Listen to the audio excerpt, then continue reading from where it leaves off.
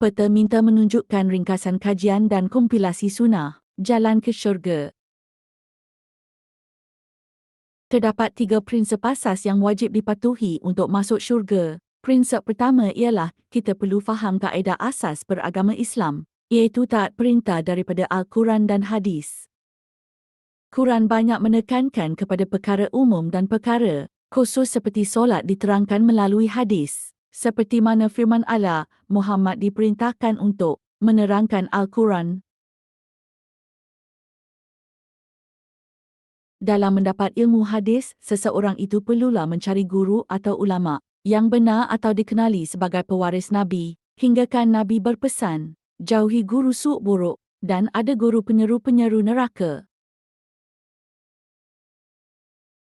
Untuk ke syurga perlu faham agama mengikut kefahaman sahabat kerana 3 sebab, iaitu mereka anak murid Rasulullah dan lebih faham mereka yang meriwayatkan hadis dan sebahagiannya dijamin masuk syurga. Apa yang penting, kefahaman mereka telah diiktiraf oleh Rasulullah.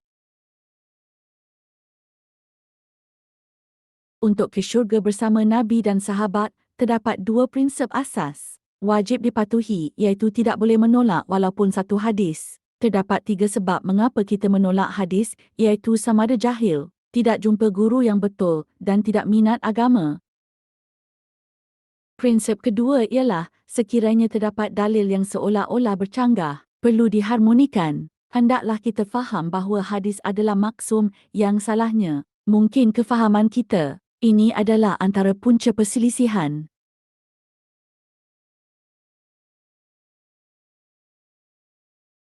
Maka ulama hadis menggariskan kaedah untuk mengharmonikan hadis, iaitu hadis perkataan didahulukan dari perbuatan, hadis khusus diutamakan dari hadis umum, larangan diutamakan dari keharusan. Akhirnya perlu mengelak syubhat. Bagi prinsip kedua untuk ke syurga ialah akhlak kita terhadap Al-Quran dan hadis, iaitu wajib taat keduanya. Kenapa tidak taat sama seperti tadi? Iaitu jahil, tak jumpa guru benar dan tidak minat agama. Di dalam prinsip ini, saya ingin menekankan firman Allah pada ayat 65, surah An-Nisa, iaitu jadikan Nabi sebagai hakim dalam setiap perselisihan. Jadi jangan ambil sebahagian dan tolak sebahagian, ini sifat munafik. Secara tidak langsung, apa yang Allah maksudkan di sini ialah, kamu perlu ada ilmu, tahu banyak hadis. Jika tidak, bagaimana kamu dapat menghakimi sesuatu hukum? Dikuatkan dengan dalil, mafhumnya. Jika kamu bersama hadis, kamu bersama aku walaupun akhir zaman. Maksudnya ialah, andai kata kamu nak masuk syurga selalulah bersama pewaris Nabi, iaitu ulama yang ajar dalam kuliah-kuliah hadis. InsyaAllah di akhirat nanti kamu akan bersama Nabi ke syurga. Prinsip ketiga untuk masuk syurga ialah perlu faham asal hukum Islam, iaitu seperti mafhum sabda Nabi, sekiranya perkara dunia, kamu uruskanlah, kamu lebih tahu, tetapi sekiranya perkara akhirat, semua kembali kepadaku. Dalam urusan akhirat atau ibadah, terdapat syarat sebelum diangkat sebagai pahala. Pertama ialah perlu ikhlas dan keduanya, wajib ikut cara Nabi ittiba. Maksud yang tepat ikhlas ialah beribadat semata-mata kerana Allah walaupun terpaksa. Poin penting ikhlas ialah jangan syirik. Punca sesat pertama ialah melakukan bida'ah dengan alasan bida'ah hasanah perkara baik. Sedangkan setiap kali Nabi memulakan majlis ilmu, Nabi berpesan menjauhi bida'ah. Ia juga dikenali sebagai khutbatul hajah. Nabi berpesan kepada sahabat dalam hadis yang sahih, sebaik-baik perkataan ialah Al-Quran, sebaik-baik petunjuk daripadaku. Seburuk-buruk perkara ialah perkara baru dalam agama. Setiap perkara baru adalah bida'ah, setiap bida'ah adalah kesesatan, dan kesesatan tempatnya di neraka.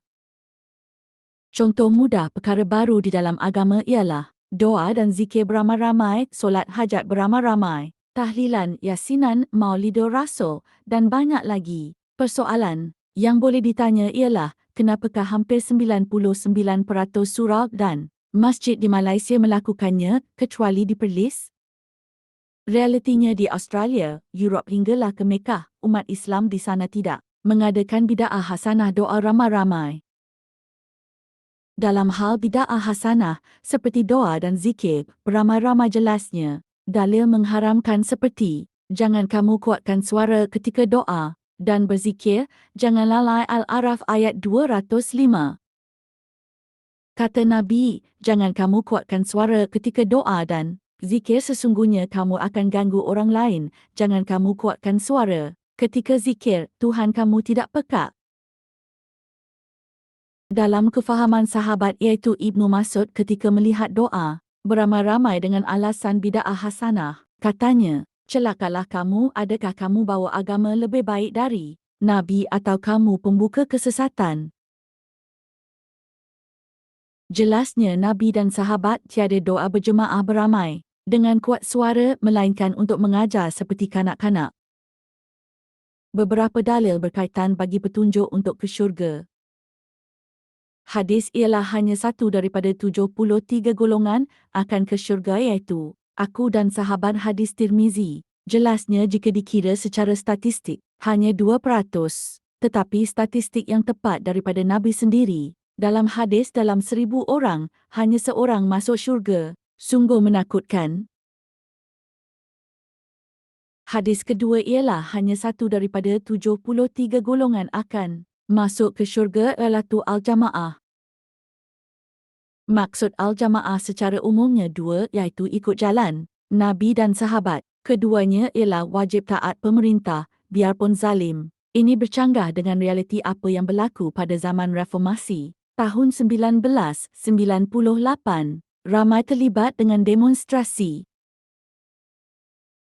Jelasnya hadis melarang seperti jangan kamu berpecah menyebabkan kamu gagal dalam kekuatan, hendaklah taat pemerintah kamu selagi belum jelas kafir selagi solat, hendaklah taat pemerintah walaupun dia pukul belakangmu dan rampas hartamu iaitu seorang yang zalim. Sejengkal tidak taat pemerintah, kamu telah melepas tali kekang Islam. Kamu mati dalam jahil akan masuk neraka. Ini adalah dalil wahyu. Dalil akal ialah apabila terjadinya Arab Spring, di mana beribu-ribu umat Islam mati kerana berperang sesama sendiri, kerana jatuhkan pemerintah zalim. Begitu juga dalil akal di mana terjadi Pro 14 apabila kerajaan jatuh dan wujudnya golongan anti hadis, lengkut, Syiah, liberal dan lain-lain. Fahaman kuat jatuhkan pemerintah zalim adalah daripada golongan Ikhwanul Muslimin seperti Said Qutb, Syekh Hassan Al-Banna, Morsi, dan lain-lain. Dalam negara fahaman kuat Ikhwanul Muslimin adalah parti PAS. Apakah perjuangan PAS? Mereka cuba jatuhkan pemerintah. Ketika itu iaitu UMNO dengan alasan rasuah dan sebagainya. Apa yang PAS mahu lakukan ialah amar makruf nahi mungkar. Ini adalah dalil umum, manakala dalil khusus ialah wajib taat pemerintah walaupun zalim. Jelasnya, mereka jauh dari asas ke syurga iaitu satu hadis pun tidak boleh tolak. Mereka golongan penunggang agama dan sesat. Walau bagaimanapun kita juga termasuk golongan sesat. Jika tidak ada ilmu, tidak jumpa guru yang benar dan tidak minat agama, maka sama-sama kita doakan diberikan hidayah dan nikmat ilmu dan Islam. Janganlah kita sibuk dengan mana-mana pergerakan, bahkan sibuklah dengan kuliah hadis, kefahaman akidah, dengan pewaris Nabi. Itulah lebih utama. Untuk ke syurga, banyakkan istighfar kerana Nabi yang maksum pun istighfar 100 kali sehari. Jelasnya hadis Nabi, setiap manusia banyak dosa, setiap manusia ada syaitan karin. Tetapi syaitan aku telah ditundukkan. Maka tidak hairan sekiranya kita menjadi pemerintah tertinggi, kita juga zalim dan penuh rasuah. Jelasnya Nabi menyuruh untuk kita doakan pemerintah kerana hati manusia berbolak-balik. Hanya Allah yang meneguhkan hati manusia. Kata Nabi golongan menjatuhkan pemerintah ialah Khawarij. Dan Khawarij anjing neraka. Mereka akan masuk neraka kerana keluar dari ketaatan pemerintah. Firman Allah dalam ayat 100 surat At-Taubah, orang yang masuk syurga mengikut cara sahabat dengan baik. Pengikut sahabat dikenali sebagai Salafi. Contoh fahaman sahabat ialah Ibn Umar, anak Saidina Umar iaitu seorang yang sangat faqih dalam hadis. Beliau pernah di zaman pemerintah yang sangat zalim iaitu Al-Hajjaj yang dikatakan memancung kepala ratusan ribu orang solat subuh 4 rakaat kerana mabuk. Tetapi Ibn Umar masih taat kepada pemerintah selagi mana tidak menyuruhnya melakukan perkara mungkar melanggar perintah Allah. Apalah kesalahan sangat rasuah berbanding dengan pancung kepala, sahabat masih taat kepada pemerintah. Kata kunci untuk ke syurga ialah jangan sombong. Sombong terdiri dua perkara iaitu sombong kepada manusia riak dan sombong kepada Allah dan Rasul iaitu menolak walaupun satu dalil yang jelas. Punca sesat kedua ialah mengikut ustaz tanpa tahu dalil. Ustazlah yang mengajar kita ilmu agama. Maka perhatilah dengan siapa kita belajar ilmu agama itu kerana kesannya sangat berat. Kata Nabi, apa yang amat aku bimbangkan kepada umatku, iaitu kamu berguru dengan guru sesat, maka carilah kebenaran. Jauhi taksub ikut fatwa tanpa tahu dalil. 3 perkara perlu dilakukan di dunia sebelum dapat masuk ke syurga iaitu menuntut ilmu, beramal dengan ilmu dan kongsi atau dakwah. Hadis Nabi menuntut ilmu Quran dan hadis akan memudahkan jalan ke syurga. Hadis riwayat Abu Dawud dan Muslim. Sibukkan diri dengan majlis ilmu iaitu Al-Quran, hadis, akidah. Jangan lalai dengan dunia, kelak akan menyesal masuk neraka.